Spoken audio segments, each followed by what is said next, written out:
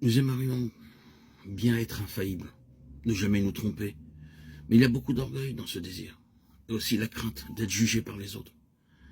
Celui qui au contraire accepte paisiblement de se tromper de temps en temps, et que les autres s'en aperçoivent, manifeste une vraie humilité et un véritable amour de Dieu.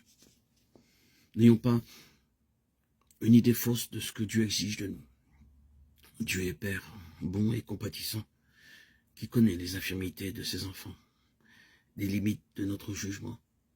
Il nous demande la bonne volonté, l'intention droite, mais en aucun cas il n'exige de nous que nous soyons infaillibles et que toutes nos décisions soient parfaites.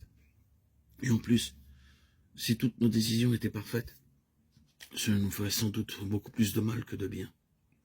On aurait vite fait de se prendre pour un Superman.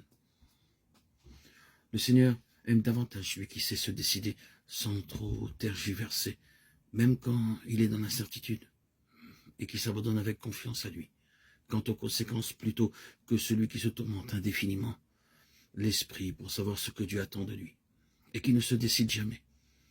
Car il y a dans la première attitude plus d'abandon, de confiance et donc d'amour que dans la deuxième.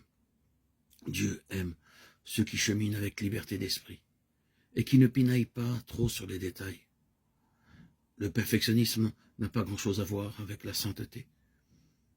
Il importe aussi de bien savoir distinguer les cas où il est nécessaire de prendre du temps pour discerner et décider, quand ce sont des décisions qui engagent toute notre vie, par exemple.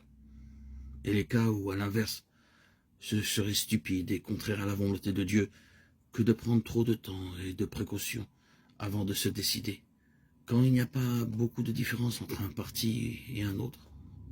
Comme le dit saint François de Sales, s'il est normal de peser avec soin les lingots d'or quand il s'agit de petites monnaies, on se contente de faire une rapide évaluation. Le démon qui cherche toujours à nous inquiéter nous fait nous demander pour la moindre décision si c'est bien la volonté du Seigneur ou non de faire ainsi, et suscite en nous inquiétude, scrupules, remords de conscience, pour des choses qui n'en valent vraiment pas la peine. Nous devons avoir un désir profond et constant d'obéir à Dieu. Mais ce désir sera vraiment, selon l'Esprit Saint, s'il est accompagné de paix, de liberté intérieure, de confiance et d'abandon. Et non, s'il est source de troubles qui paralysent la conscience et empêchent de décider librement. Il est vrai que le Seigneur peut permettre des moments où ce désir de lui obéir nous cause de véritables tourments. Il y a aussi le cas de personnes scrupuleuses par tempérament. C'est une épreuve très douloureuse dont le Seigneur ne délivre pas toujours totalement en cette vie.